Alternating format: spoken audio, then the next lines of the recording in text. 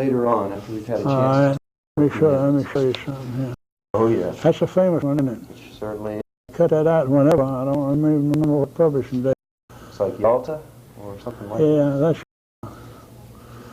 But then I didn't try to unfold all those pieces. I just put stuff out. And that's a new vice president there. Well, why don't you hold that up for the camera? Get that Well, you just let whenever, too.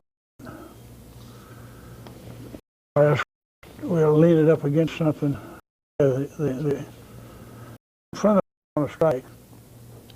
Why the journal looks this way. Mm-hmm.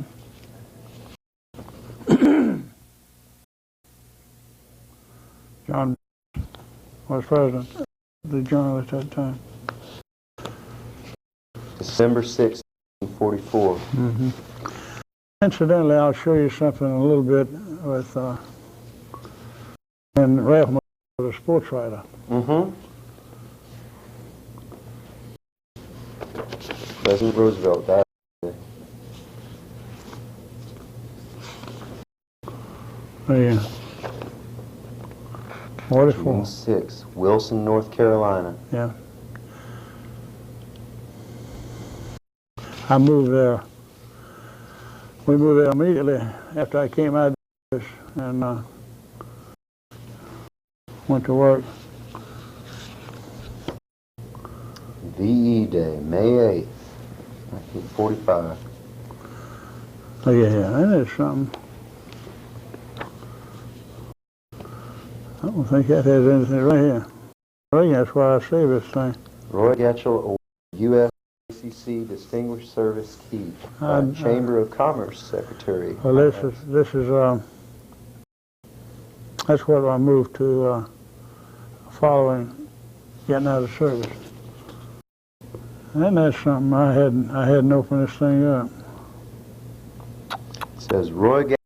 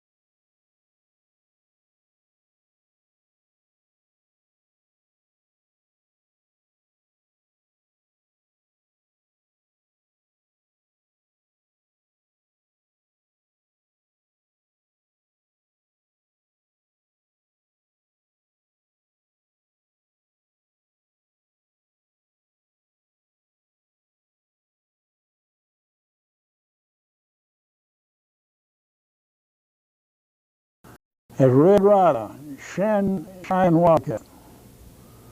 Your man is go for you. It certainly is. Big Blade, Little Beaver. Three comedy. That's something.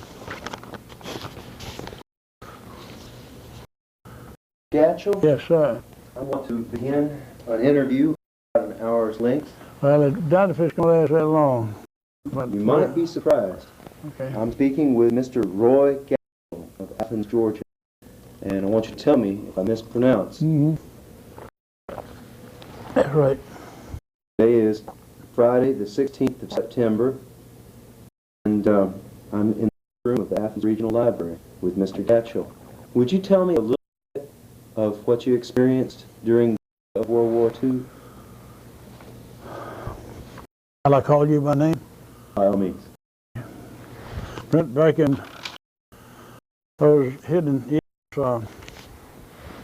it's become a bit vague. If I do stumble with the thing and go back to my notes, you will understand why you're looking at those rather than listening to my words. But I do appreciate the opportunity to come with you and be with you. Is my voice at a proper level? If we have the opportunity to individual episodes of this life, I would eliminate everything up to the point that I entered into the service. It occurred here, and looking back over some of these notes, that today, September the 16th, 1994, represents 51 years since the day that I separated from you. Sheer coincidence, but it's good to be here with you. During my earlier years, of course, I was raised in the area of Atlanta, Georgia. Went all through the public schools in Atlanta and came to the University of Georgia in 1933. Had the pleasure of being here with fewer than 3,000 students at that time. After going through the University of Georgia, I went through business opportunities in and around Atlanta, and at the moment the war came along, World War II came along, I was employed by the Atlanta Junior Chamber of Commerce as the secretary. It was an organization of about 300 young men, all between the ages of 21 and 35, and quite lively, and I had the opportunity to work in some activities having to do with the first part of War II. Then as we came on, having also the opportunity to register for service, and I was called into the service the first part of April of 1942. At that time, was married, and if I remember correctly now, that I can find the time, but a child either on the way at that moment. But I reported for duty in April of 1942. Was sent first off Fort McPherson for physical examinations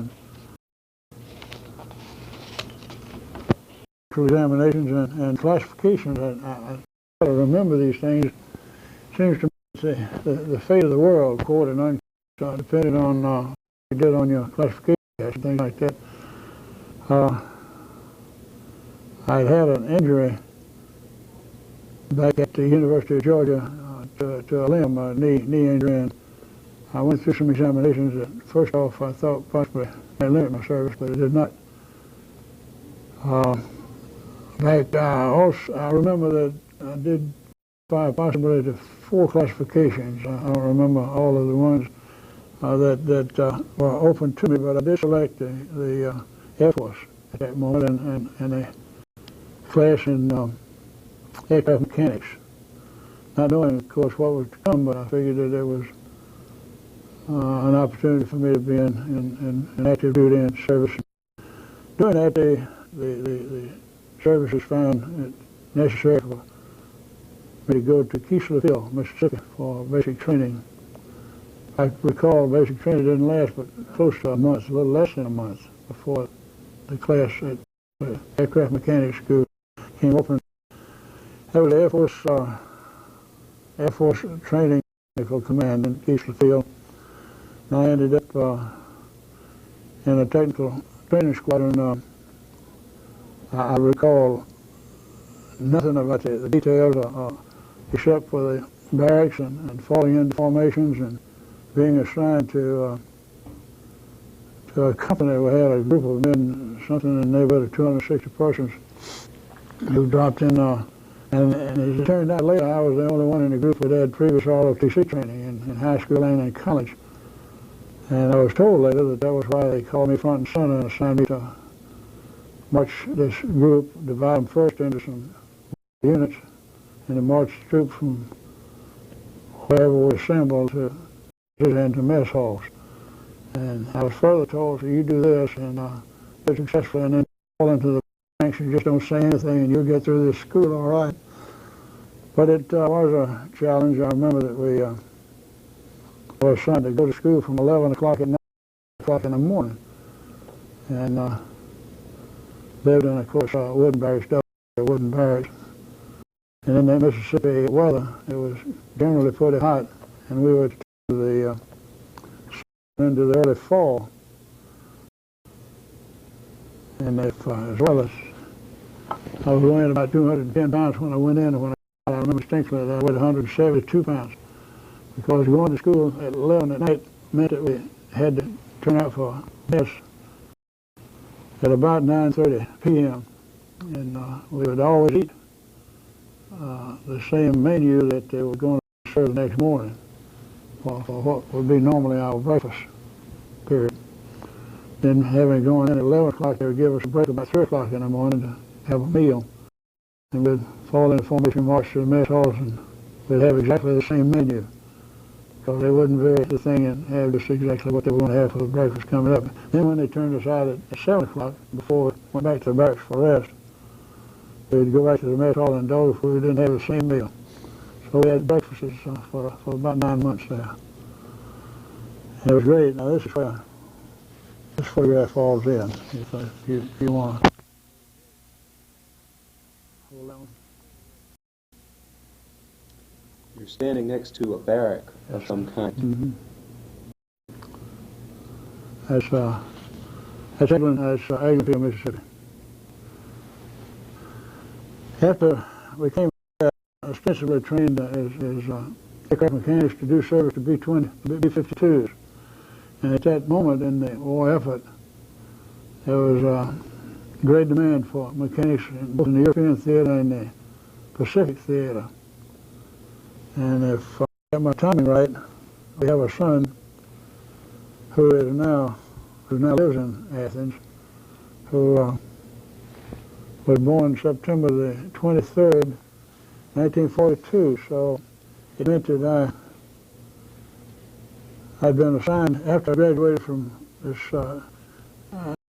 Tech Training Command in September, I was assigned in October to the 1st Proving Ground Torpedo Squadron at Eglinfield, and classified as an aircraft mechanic and administrative clerk. With this son having been born in Georgia in September of 1942, I had asked for a 3-day pass, and at first they wouldn't let me go. They said that I was not only critical occupation, but also that we were shipping. Well, I finally did get my 3-day pass and went home to see this son, and while I was gone, my squadron did split up half overseas to England, and they flew in the European theater, and the other half went to the Pacific theater and went over the Burma Road. And they flew in that area later on. So I missed the opportunity to go either way at that moment. And while I was in Atlanta, a friend also made me introduced me to a person in the Full Service Command who put all it was he asked first if I would be interested in transferring into a DN that's attached in his list and doing ROTC work in the Atlanta area. And of course I said sure I would, I'd be happy to, even as trained as I was in this aircraft work. And after they put through the proper orders, incidentally this man was a colonel, graduate of West Point, who had been trapped on time. And he'd been imprisoned in Corregidor and suffered about 24 months of real cruel treatment by the Japanese, and then returned in the rank of colonel to the Full Service Command for duty there, which of course included ROTC work. And he not only, I don't think I'm saying anything detrimental to his career. He's since passed, of course, but he was quite bitter over the fact that he had been passed over by promotions and opportunities, and most of his class out of West Point were either brigadier or major general by then. So he said, I'll get you back here, even though you're critical personnel. I was stationed at North Fulton High School in Atlanta for a little over a year and a half, and had a marvelous opportunity with about 400 young men in an ROTC outfit. We got into good shape. I started to say ship, but this was our Army ROTC. We got into good shape. Did annual competitions on the drill field, and out of the 6 first prizes, we won 4 of them, and I'm mighty proud of that. After that, the armed forces decided that in the shortage of physically qualified men, they would do everything to pull out of the full service command anyone who was combat physically fit. And so those who wanted to, of course, applied for OCS assignments. And as we know, out of about 200 who examined in the Atlanta market for the first 3 weeks, about 2 of us got out. You want to interrupt here? I don't. So I have no question. Was the poet James Dickey a student at North Fulton High School? Yes, sure. Was he one of your students? Yes. Rather. There were some of these men who are now leaders in the Atlanta area, you know. And they have named Jigger Miller. There's one resident of Athens, named Charles McMillan, who was one of my students. And of course, most of these fellows were from white collar homes, and hadn't really been pressed for hard work, but they had utter confidence. They told me, just when the thing gets on the line, let me have my part, and I'll show you what we do. And he did, and it was fine duty, but I had to leave it, and of course I applied for an OCS board exam, and as I say, out of about 250 who had applied in less than a month, 2 hours were assigned, and I was assigned to a military, yes, down in Camp Barkley, Texas. It was a medical administrative corps. It turned out to be that this group was going to train to be little bear leaders in combat fields. And I go back to the period of this leg injury back at the University of Georgia. I had up to that moment 2 intensive physicals, and had passed both of them. And we had this thing was MA military, this OCS down in Camp Barkley. Because of the fact that they were placing emphasis on little leaders, the obstacle courses were pulled back into the course, and the course was shortened from a period of 17 weeks to 11 weeks because the press was on for leadership out in the field. And so, in some of the combat course routines and all, I injured my leg again, I had to turn in. And when I got into the infirmary, their review board, after about 4 days in the infirmary, the review board called me in front, and they said, why didn't someone know about this knee injury before? And of course I was at loss to tell them why, other than the fact that I'd already had at least 2 intensive physicals. And so at that moment, this board went ahead and classified me CD, Certificate of Disability. And I was discharged from the service, as I said again, that's September 16th, 1943, 20 years ago. I hadn't realized it until we came together today. And you probably received your discharge in Texas? I received my discharge in Texas, went back to Atlanta, gathered my family, and then went job hunting. And your family had stayed in Atlanta? Yes, they had stayed in Atlanta. Because, of course, with being born in September of 42, and they had stayed in Atlanta with both of our families, of course. And that was a very pleasant arrangement because they were well cared for and well loved, and not having any idea where I'd end up. Before we go on, would you tell me a word about your marriage and your wife's maiden name? I married, my wife's maiden name was Florence Schultz, S-H-U-L-T-Z, and she was raised in the Atlanta area, and particularly around Penn Avenue, Jackson Street, Princeton Avenue, Boulevard, that area. And she went to the Atlanta schools, and we were married in January 31st, 1941. Our first residence was just out beyond the Bucket area, off of Paces Ferry Road and Nancy Creek Road. and it was very, very happy and well remembered. We now have 3 children, 2 of them who were born in North Carolina. Because immediately after service, we moved to North Carolina, and I became involved in my career work up there. Okay? By all means. Now, tell me a little bit about moving to North Carolina. Well, does it tie into this military service? I think so. It's definitely 50 Okay. years ago. Well, is that part of your requirement of 50 years?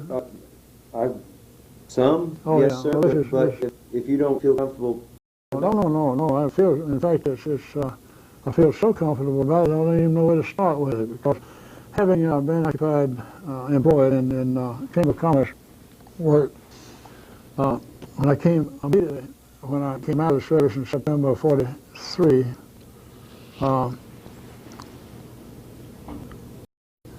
I'd had a phone call from a person, Mr. Roy Gatschell, who at that time was Executive Secretary of the Atlanta Chamber of Commerce, and he said that a man, Mr. Dickey, who was in charge of all the states, he's looking for you. He heard that you were coming back to Atlanta.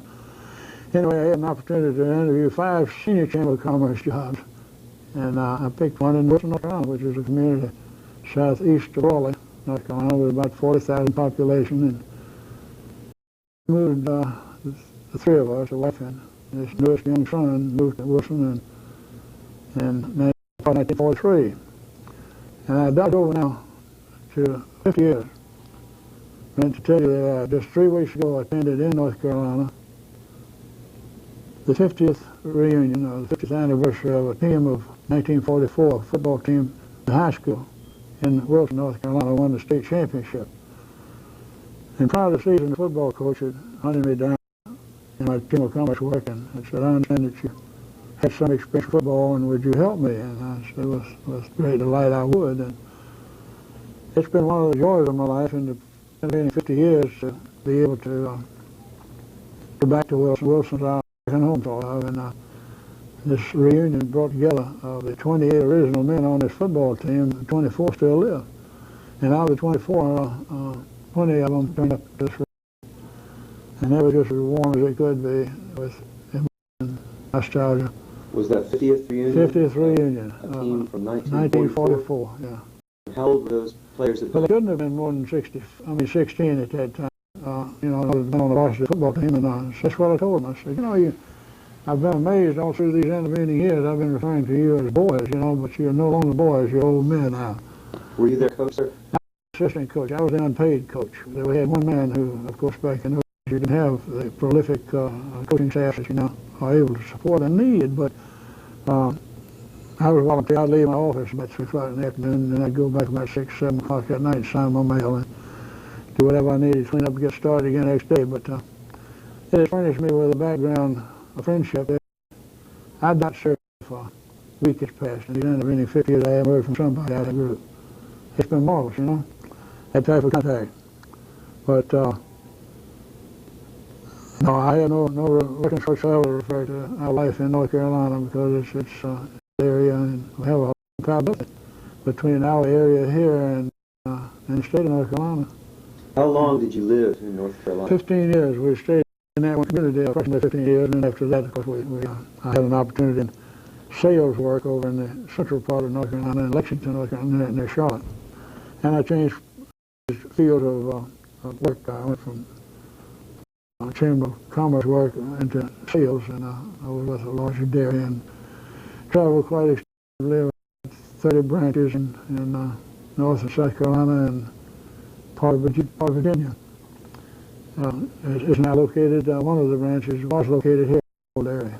And so we lived back in 1961 back to Athens, and I often have referred to the rabbit in his briar patch, you know, being thrown into the briar patch. So it's good to be back in Athens, and of course we've been here now, 33 years. You know, it's good. Neighborhoods, if you lived in the Athens Well, area? we're based only 2, really. Thirsty Drive, right above McCordy Hall. We lived there for well over 25 years. And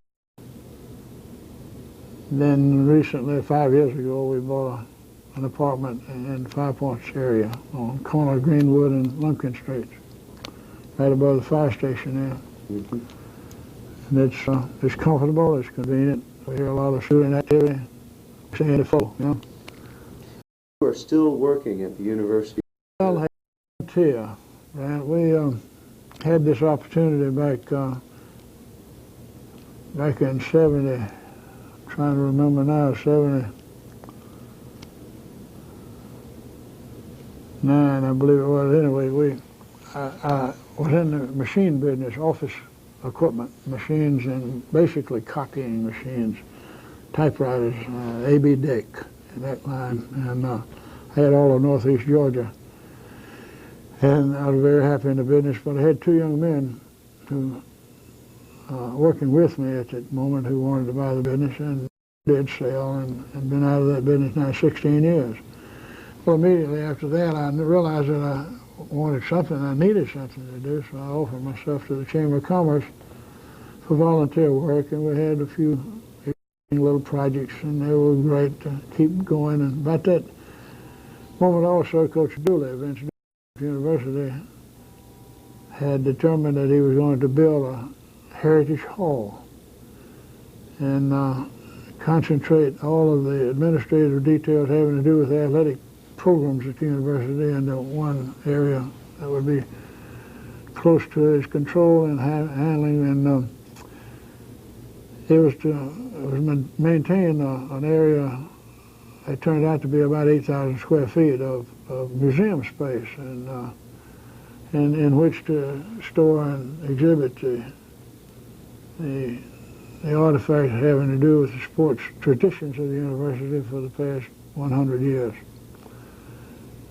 So he called and asked first off if I would serve on a committee, and I was glad to agree. And soon after that, it became I chaired this committee, and Dr. Stegman was the first chairman, and unfortunately his health would not allow him to continue. Anyway, it's been a pleasure to work with them over a period of, Coach Dooley reminded me recently, it's been 13 years. And it's been a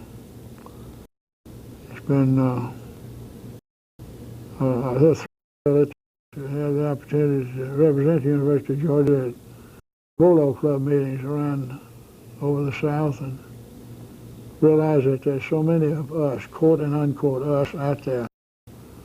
Of course, the job of collecting memorabilia has turned from mere collectibles such as banners and streamers and things like that into history pieces. We have artifacts going back into the 1890s, and it's always a thrill to pick anything like this for preservation, because we always want to guarantee that they will be saved and be revered for their value as part of the memories and sports traditions of the university. It's my hope that we will soon be able to fill this job. We've just prepared a job description to fit this, because, as I said, it became first a business of collecting items, and now it's turned into an archive effort, and it certainly warrants the employment of a full-time individual to do the job. I hope you find a talented staff of curators. I'm thrilled that the university is doing that, and Yeah. it's wonderful to meet you. I'd like to take you back in time to your youth, and to ask you a little bit about the era you grew up. And I'm guessing it was Atlanta. And would you tell me about your parents and if you had brothers and sisters? My parents, of course, were married in Atlanta. I'd have to go back to find the exact date, but my father was born and raised in St. Augustine, Florida. Came to the Atlanta area to go to school, and met and married my mother, who had been area below Macon, Georgia, and then they moved to Atlanta to live. They were from good white-collar families, and they enjoyed the amenities of life, and we lived at one time for a period of about 4 years. We lived back in Florida, in St. Augustine, and while my father was working with his father down there. And but back in Atlanta, my dad was in the real estate business and located in a building down in the middle of Atlanta. And yeah, we were just part of the whole community. I went to the grammar schools and normal procedures and very happy, and I still remember the principal of my grammar school, Miss Mary Lynn. They subsequently named a school for her over around Candler Park. But you come away from those experiences with good vibes, you know. I went to Boys High School, which was at that time located down on what was then Jackson Street. I believe they've changed the name now to Frederick Allen or something, but I've just been to my 50th reunion of Old Boys High School, which gives you quite a bang too. Incidentally, the presiding officer at this recent 50th reunion was Dr. Henry King Stanford, who was the interim president here at the university. But he's a fascinating guy. He's a great guy. He, and incidentally, did a good job over here, and still does. I ran into him last week at a football game. And but after Boys High School, there I participated in the sport of football. That was the only sport that I had, and was offered the opportunity to go to university at that time. And I prefer to call it a grant rather than a scholarship. To me, scholarship means something in academia. I mean, it's something. It's a grant, and all of these fellows who are in school here and being furnished an education by the athletic department or whoever should remember that scholarship is something else. But I came in 33, led it in football here in 1935 and 36.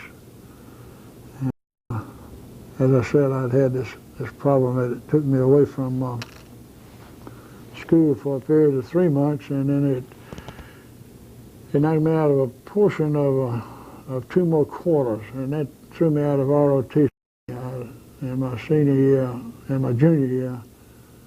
No, in the rising senior year, I was major in ROTC unit here. Oh, that was a great experience. I mean, a lot of good folks, and out of that thing, incidentally, the ROTC unit here. And being so closely associated, see, we all finished in anywhere from 35 to 38 men that I was in school with. And I know one man who went all the way to Lieutenant General out of this ROTC unit. And but all of them, those who were in cavalry, of course, ended up in armored and did yeoman jobs. And most of the fellows that who did go into armor at that moment, it seems that 5 or 6 of them actually served with Patton, and they came away from that experience with some stories about the character he was. Now, then of course after that, I believe I've related that I did go back into Atlanta, and after 2 or 3 other business experiences, I ended up in this Chamber of Commerce work. And I had an opportunity then to work with men who turned out to be leaders of the community in the Atlanta community, and took Ivan Allen Jr., these men who took a lead in building the community back in those days. And of course, a lot of those fellows are gone. And in fact, the majority of them are gone now. At this moment, what is today, September the 1994. I'm 81 years old, and so I feel like I'm a survivor, a fortunate survivor, but and very happy to be here. Can you recall for me how you heard the news of December the 7th, 1941? Not really. I've thought about that other times. I know I've never been asked directly that, but I've thought when other folks would say, hey, I remember where I was and what I was doing. But if I remember correctly now, see, we were living in North Carolina, and I was active in Chamber of Commerce work. I had an opportunity to participate in many of these war-ending processes, you know, like the bond drives, the critical materials drives, the Red Cross, etc. So I don't remember precisely where I was and how I heard it. I know that it was a joyous time. Well, I think you're thinking of the war, which I'm interested in. Yeah, okay, well, what are you talking about? I was asking about Pearl Harbor, and the outbreak of the American involvement in the war.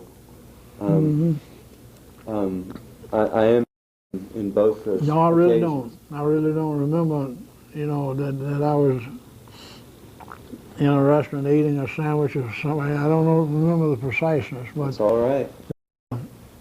I do remember that there was consternation and everybody concerned about what was happening, and the most concern had to do with their own private lives. I know they wanted. I have here some things that came along later about that time, such as that I ran across in an old file talking to you, ration cards, and how they were distributed. You know? And then your for the for the selective service, and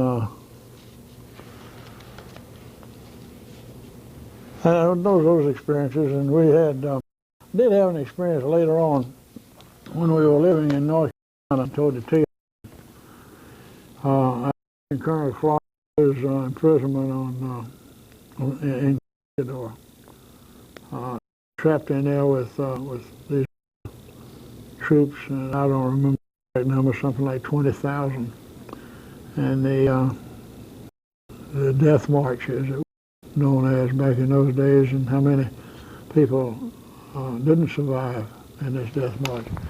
It turned out that in eastern North Carolina, native sons, a fellow by the name of Winstead, had gone on eastern North Carolina farm into this as an man back years prior to the Corregidor incident, and had been trapped with these troops, and he had been in the same type of conditions there as Colonel Clarke.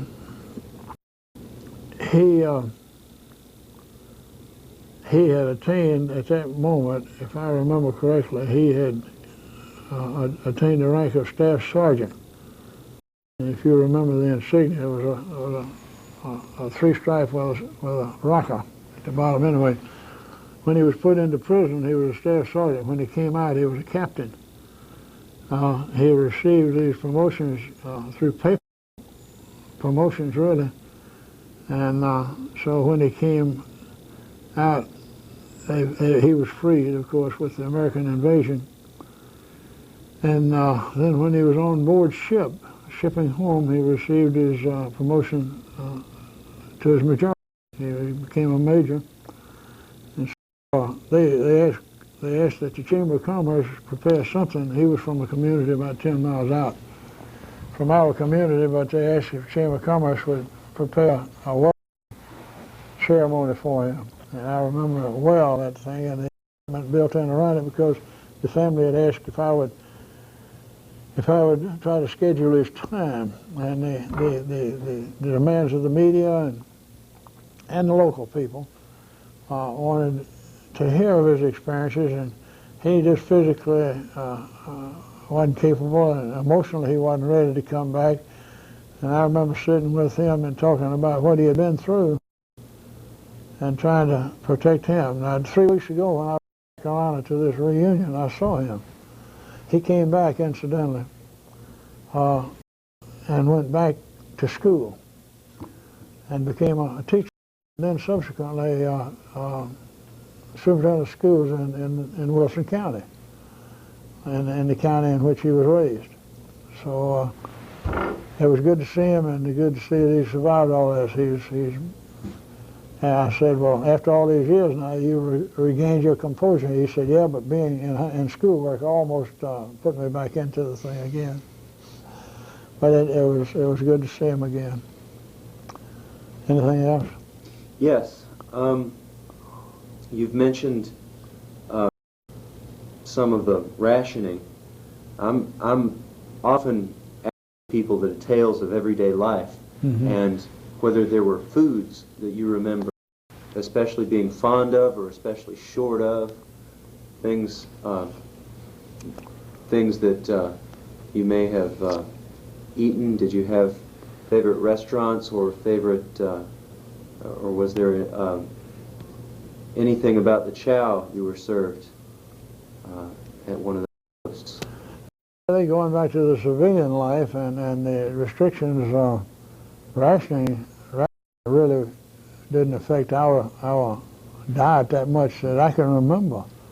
You know, obviously when you went in, you were conscious of what had been cut back on meat and the things that have been used in defense chemistry, and you knew what not for, or if you did, to build it into your ration program. The thing that I can remember basically about that is transportation, you know, and the limit on gasoline, and you had to sit down, say as far ahead of an occasion as you could, or and make your plans. But once you did make your plans, you tried to schedule your trips and all to the point that you wouldn't run out of gasoline somewhere. But it really didn't. It wasn't as critical as I'm sure it is in some areas of the world now, and I'm sure that since then areas have been worse. I understand that in Europe it was really tough. But I remember when one time there, when you know, you even had to have a rationing area for clothing. I mean, for shoes. I remember why, but you couldn't but a pair of shoes, and then you had to surrender a stamp for them.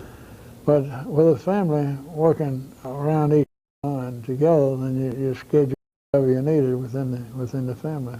So it really wasn't that disastrous. You know, you could feel for the other people in areas of the world. But what did you think of Franklin Delano Roosevelt at the time? I had him as an uncle figure, really, back in those days, because I had some business in my civic work there in Atlanta, some correspondence back and forth with various agencies. And he was a benevolent individual. I never did get caught up in appraising his political views, and I don't remember that I really cared, you know, that what he espoused and what his. He come to really some maturity back in the days that there wasn't anything really that he had a personal control over. I mean, fate and circumstances and availabilities really gave you what was the outcome of things, and I still believe that. I mean, I won't get off into any political espousals now, but one person can't run this world or this United States, and it requires all of us to do this. Were there heroes and villains? Was there anyone else you admired or character you can tell me of? They were created to me, and in that period, they were created by the media or someone out yonder. Hito. I mean, I remember that name. The Japanese were presented as evil people. we find within a lifetime that they've come around now to be our friends. I mean, they're business associates right here. Mussolini, reading and hearing about Mussolini, but I had no idea that I'd ever come across him personally, you know. Let me tell you something that did happen to me that I really admired. One man in class was a hero because the work he did was great, and I'll do it quickly as I can. We were working with the Chamber of Commerce, Junior Chamber, in activities there in Atlanta. We were offered an opportunity to sponsor an opening day baseball in 1942. Anyway, and when a sort of a production from the Chamber of Commerce, someone said to me as a challenge, "Gatschell, you can't Joey, the famous comedian with the big mouth. How would you want Joey Brown?" Well, he had just finished a movie that portrayed him as a baseball pitcher. And I know current 94 now, I wouldn't remember this, but he was a popular comedian and about the most popular at that time. So, friend on this committee with me, and he punched me under the table and said, take his bet. So we had a bet right now even to get Brown or not. Turned out that this friend had an uncle in Hollywood who had some influence in Joey Brown's studio. So within 3 days we had agreement that he would fly to Atlanta at the invitation of Earl Mann, who was then president of the Atlanta Crackers. It was the Crackers then. Was that the Negro League team? Oh, no. That was the Atlanta Crackers, yeah. And the ball games out at Ponce Lynn Park, which is across the street from the old Sears Roebuck building. Of course. Uh-huh. I have heard of that. And the thing he needed, this was the only thing he needed to be guaranteed would be his airfare. And of course the Atlanta team offered to pay that. The Dinkler Hotel downtown was turned into the hands of Colonel Dinkler, and now I think it's been demolished. I don't know. It was down on Forsyth Street. And it was one of the class hotels at that time. They were kind enough to give us a suite of rooms and things like that. But we, the two of us flew to Nashville and met him in from California and flew from Nashville on in. And as we were in the air, the interesting thing is when we got in the air in Nashville, Joey Brown asked to confirm if we had a Veterans Administration hospital in Atlanta. And I said, sir, out near Buckhead.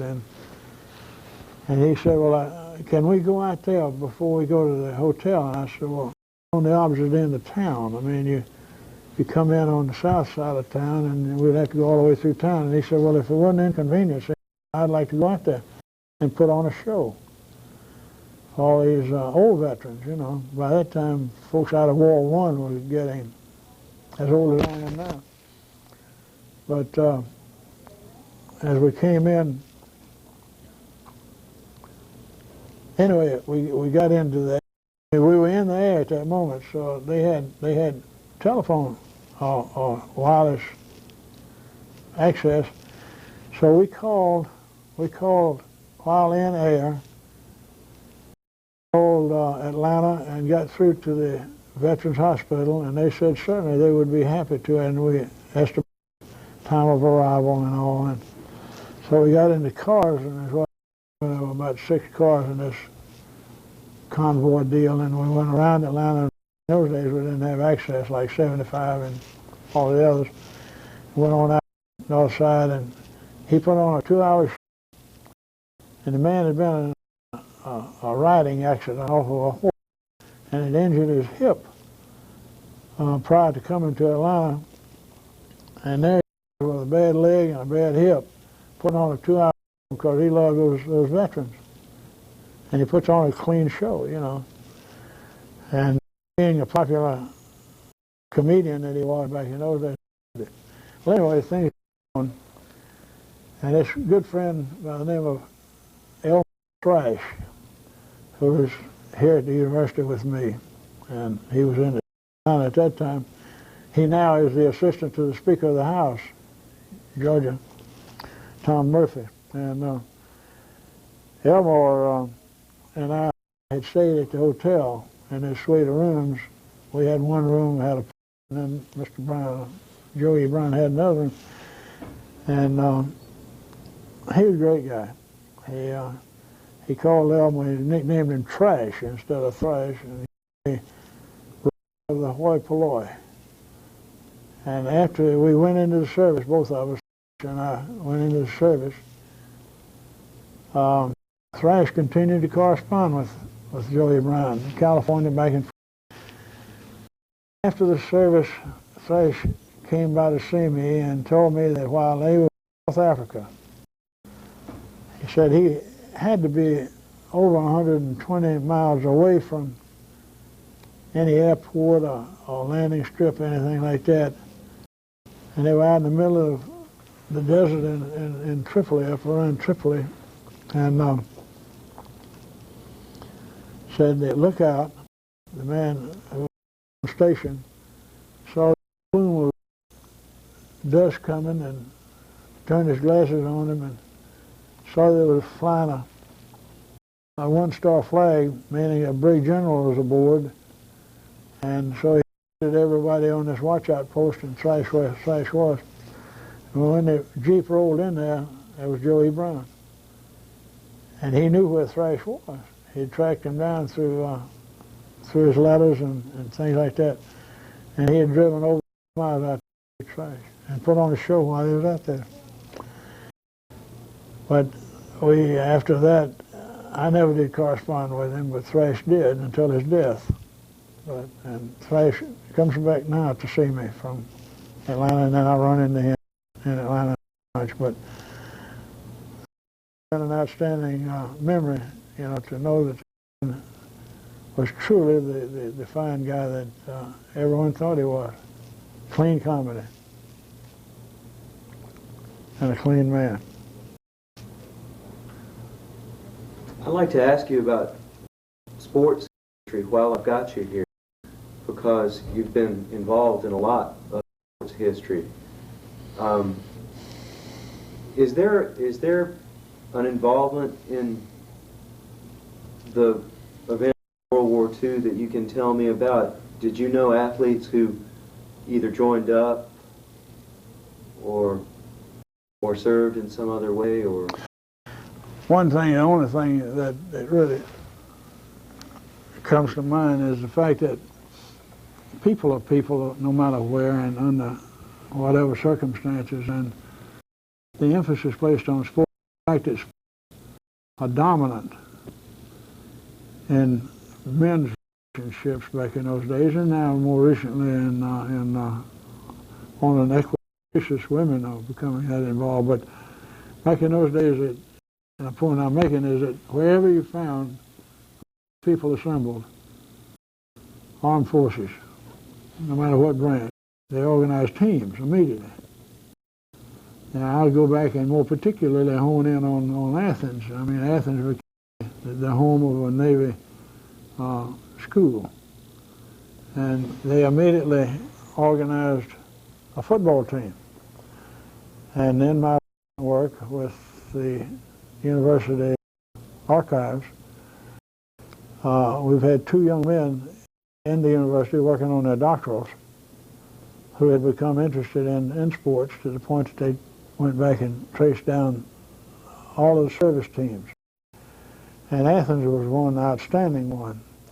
It's interesting to people and to me because at that moment, Paul Brown, who is a legendary figure, you know, at the University of Alabama, was on the 1936 football team from Alabama, and I was here at the university and I played against him. And of course, he was just Paul Brown, and he didn't achieve this, didn't acquire this nickname of Bear until later on. I mean, he was known as Bear back in those days because of the episode wherein he was supposed to wrestle a bear at a crossroad carnival had already happened before he went to the University of Alabama. But anyway, Bear Bryant, it's interesting to note that Bryant was still there. And as a Navy, this was pre-flight here. They're the ones who built Stegman Hall. Stegman Hall was built by the Navy until 2 years after it was built. It was relinquished by the Navy then and given to the university, and then the university renamed it. It had been their name for a naval hero escapes from my mind now, but it had another name. And of course, they remodeled a lot of things out of the Coordinate Campus, which at that time not part of the university and still is. But they had a Charlie Trippi, who is now a resident of Athens. As soon as he was drafted in the War II, and this is partially facetious, but these folks seem to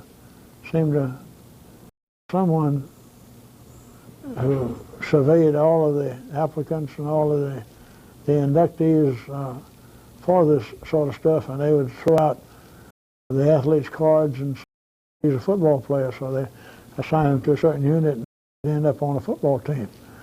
And these generals and admirals and various persons on the various branches of the service on a little football team, you know. And I'm not denigrating that because I think it's sort of an instinctive type thing for them to organize in the sport and compete against each other. I mean, it's that. I think it's that important to the cultures that existed then and exist now. I think the thing happened to one. I'm sure it did. Sure. Memorial Hall. You're familiar with Memorial Hall here? Use a question. It was built from that time of nostalgia. I mean, we have where the construction was begun in 1918 through a response by people who wanted to build a memorial to one. And so they raised the money with no difficulty at all and built Memorial Hall, and that's where it came from back in those days. I'm looking forward to Ken Burns' film about baseball. More so because there's no baseball season right now. Do you have any feelings about baseball history, either related to World War II or in your experience? Nothing specific that I can think of because it wasn't my sport. I mean, I had a lot of friends who were active in baseball, and here too, I don't know, this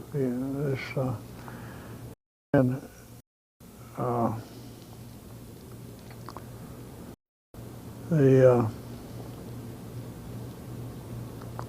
former mayor of Athens, Julius Bishop, was a fine baseball pitcher, and we went to school together, and he did a great job. But yeah, it's interesting that I hadn't even thought about it, but I haven't run across an analogy between baseball and football in these service-connected teams. There wasn't that emphasis placed on baseball for one base to play another base, or one shipyard, or black. An interesting thing back in those days, and I've run into it more recently, men of my circle used to baseball team at the college. And I'm talking about the colleges that we associate in our minds now with SEC. Mm-hmm. When I went into North Carolina last month to visit, I can remember 8 or 10 references by people who I met. I know, so, well, no, man, well, in the 30s and 40s and, well, for the 30s and 40s, they were limited to that. So-and-so came here from the University of Georgia, from the University of Alabama, Mississippi State, to play on our town team. And there were a lot of town teams back in those days, prior to War II, sponsored by local people. I mean, one man might house a pitcher, and the pitcher, of course, would eat all of his meals with the family, and practice during the week, play on the weekend, or play 2 games a week, whatever. We had in Gainesville, just below Gainesville, in Swanee, a big shoe factory. I don't think it's operating right now. It's called the Bona, B-O-N-A Allen, A-L-N, Bona Allen Shoe Factory. And they were quite large back in those days, and they would hire young men to play the team. And they won the national championship 3 or 4 years. Innumerable players, baseball players, in school with us, who was Bona Allen. Henry Wagner, Cy Grant, right away, men who immediately, you know, like that. So, and outside of that, I don't. But I really hadn't thought about the emphasis on football. I remember a story we have inherited a blanket, a captain's blanket. It belonged to a man by the name of George Woodruff, who was a coach here in 1924 for 5 years, 1920 to 1928. And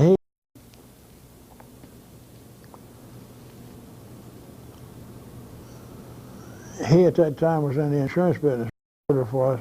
No, at the time of War II, was in the insurance business down in Columbus, Georgia.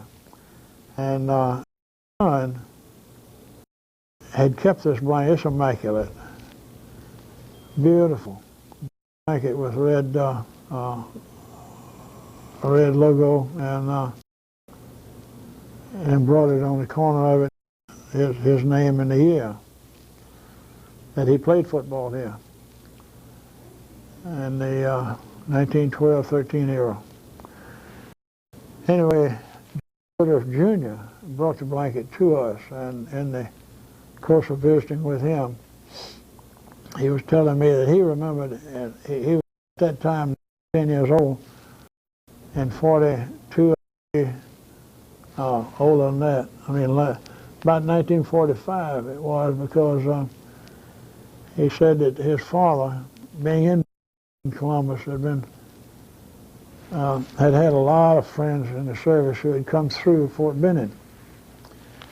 And he, George Jr., remembered coming through the den, and his father was sitting talking to the then General Eisenhower.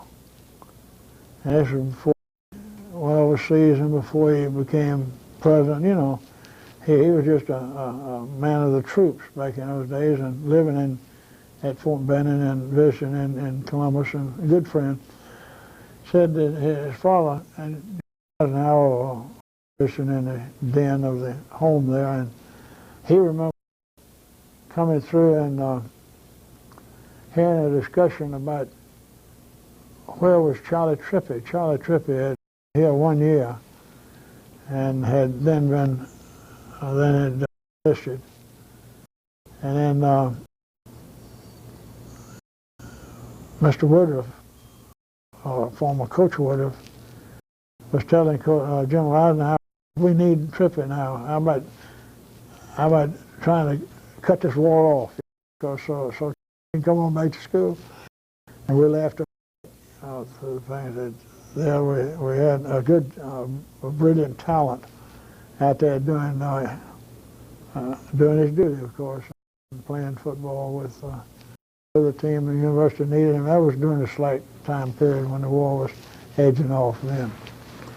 I'd like to ask about some of your first experiences with sports.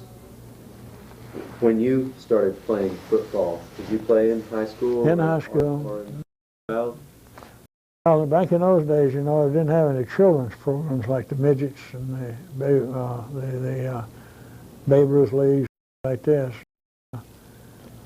I came along basically and where I got caught up in it, I really don't remember. But I do know that we lived quite a piece away from the school.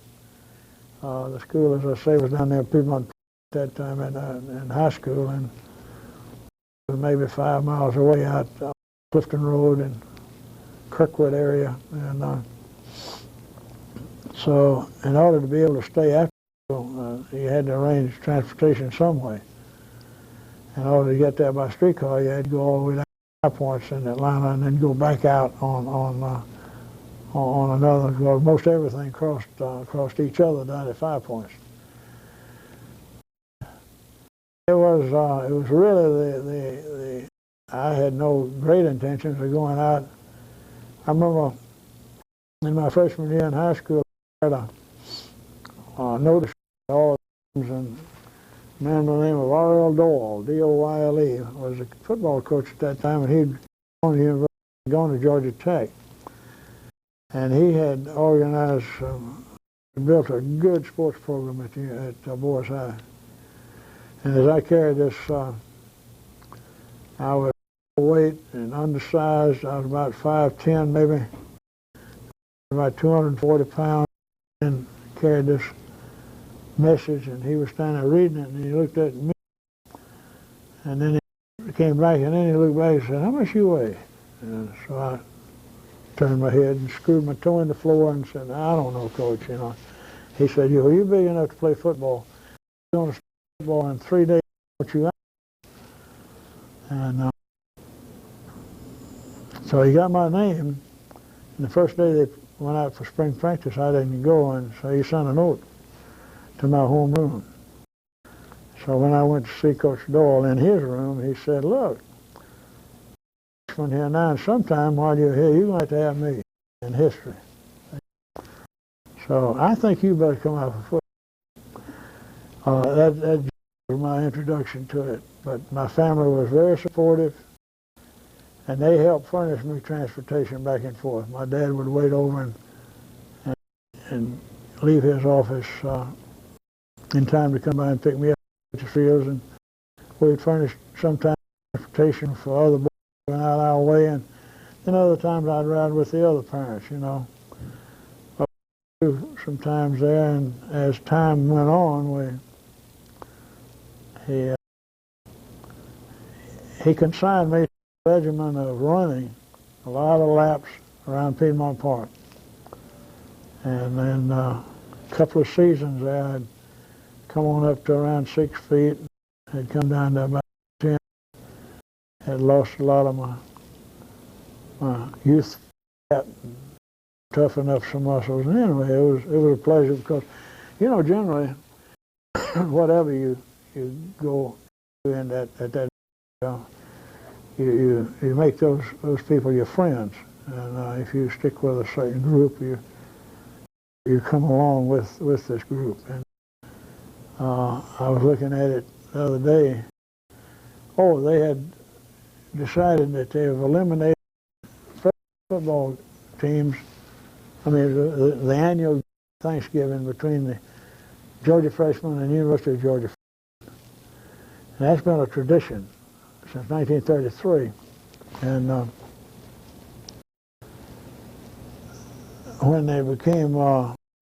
when freshmen became eligible, like about 2 years ago, to play varsity ball at universities, then they put these games together using the JV squads, the junior varsity squads. And now they find it inconvenient to do that. So they've just eliminated that. And this was the Scottish Rite benefit. And my mind turned immediately to the fact that in 1933, when I was a freshman at the university here,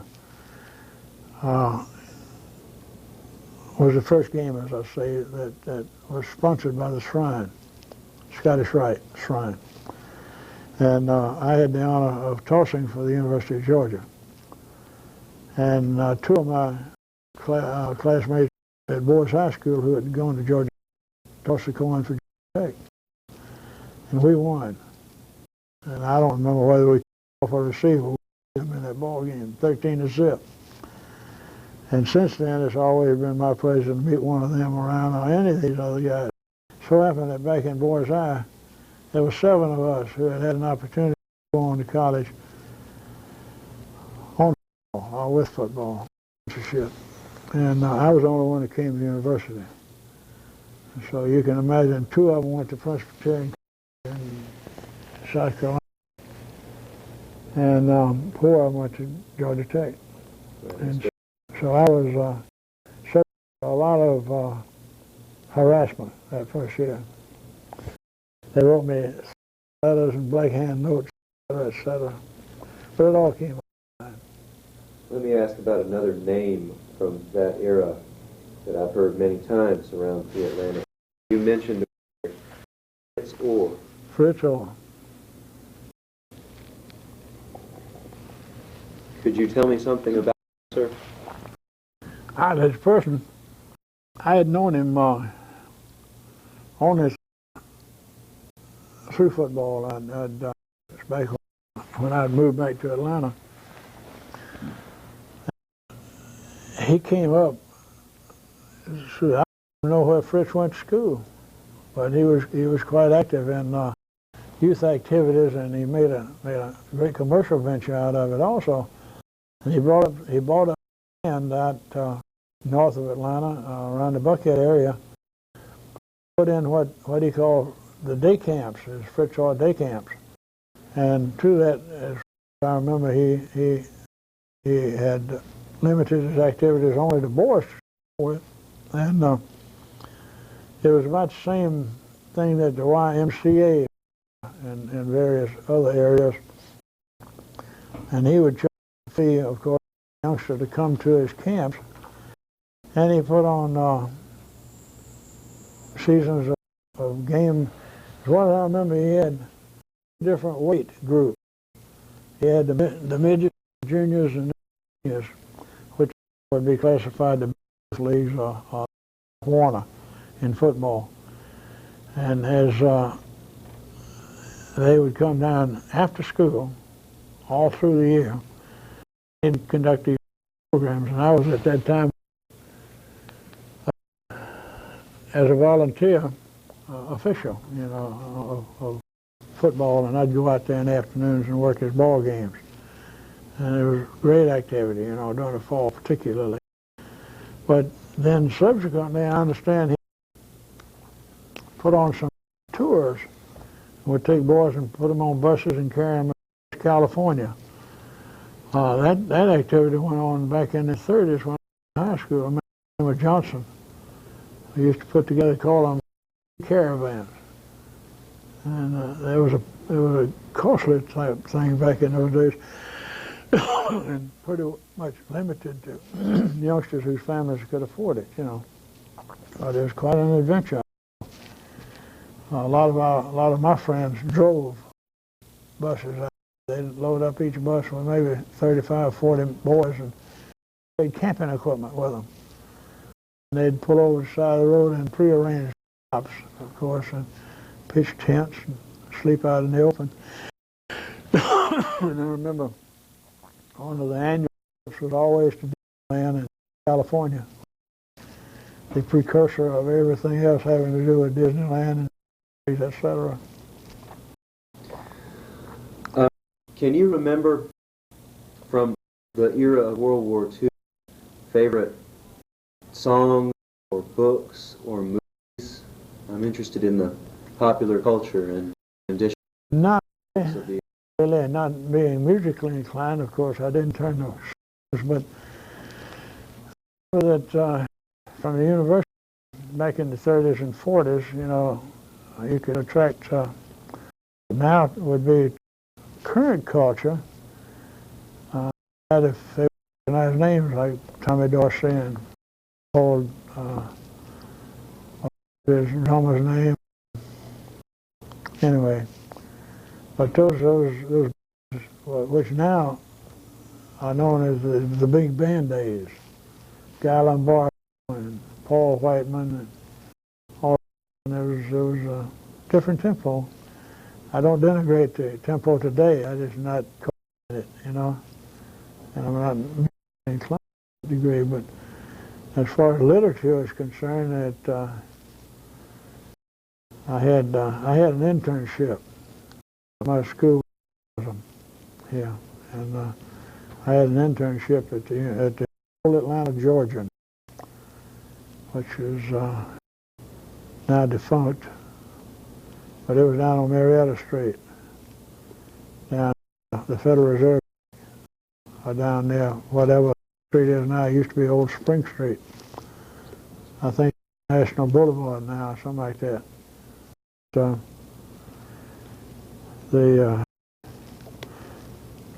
had in mind a lot of things about Atlanta and the geography of Atlanta, and it's changed so much in the past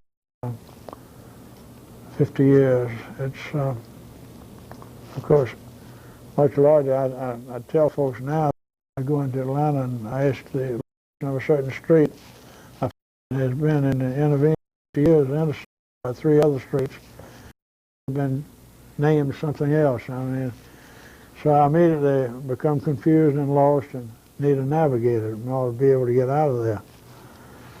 But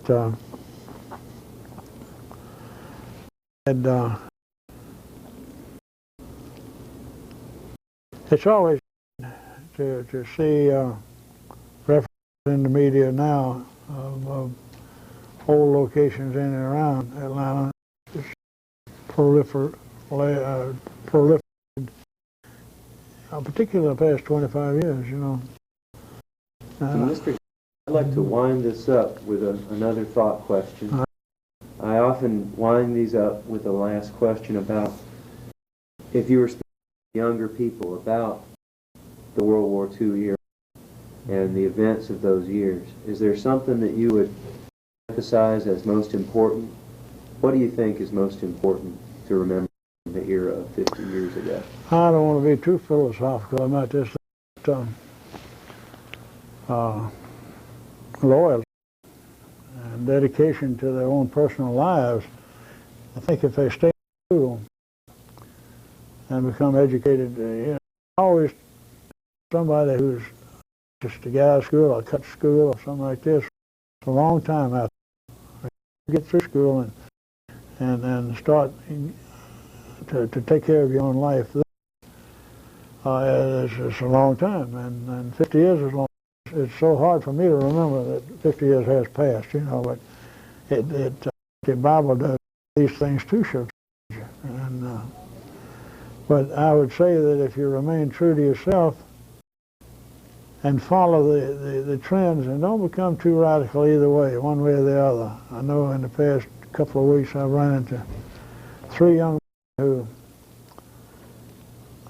interestingly, all 3 of them have prepared themselves or planned to prepare themselves for careers. And they're talking about something they don't know what they're going after really. And I said, and also says, what are you planning to have as your expertise? Well, I don't know yet, you know, what my specialty would be. But then when the discussion came around to alternative medicines, all 3 of them were bitter about alternatives, and I said, well, why eliminate this possibility over here? And I won't mention any other practices or professions now, but they are now they're unwilling to admit that there's anything out there except medicine, and they really don't know what medicine is after. So what I think they're doing is they're burdening themselves with conception, and they just don't know where they're going to end up really. The reason I can do this is that I've lived through of it, and then some of these preconceptions, and like forming bad buds on a plant, you pop them up, and from there on out, things out a little bit. Take it easy. Everything will come its own way. Now, when you do something, though, I think I had the opportunity a couple of 3 weeks ago to speak to a football team up in North Carolina. high school, they invited this group who were back for this big reunion deal out to a high school game, and they had a pregame meal. So they, and it's great to be called extemporaneously, you know, a group of about 100 young men, and have to get up and think of something to say. So my thought had to do with really that I said, how many on this squad, varsity, junior varsity? They said 77. And if I took a shirt and labeled it with great letters and TEAM, and then I'll take small letters and put ME down there. See, you've got 77 men on this squad, but you only got one of me, and I'm big, little me. Now the other 77 have to do their part. I'll do my part. But 77 of you represent this high school here. And if all 77 of you don't go out there on the field and try your best right this moment, then you're not going to have anything to remember down the line somewhere. Believe me that these things will come back to you. And these friends that you're sitting here right with now, you'll be carrying some of these friends all the way into 50 years. And no one can tell you any better than these men that I'm with now. I've already know 20 of them come back after 50 years. Now why did he come back? He came back because they remember good that happened in their lives. Paid very but really, as compared to what they paid for part of life that's intervened here. So what else can we help ourselves except shoot ourselves? Live life, but take it easy. Don't go shooting off in some radical movement somewhere. Think it over. Somebody might lead leading you down the primrose path. I've enjoyed being. I'm very grateful for your time, sir. Thank you.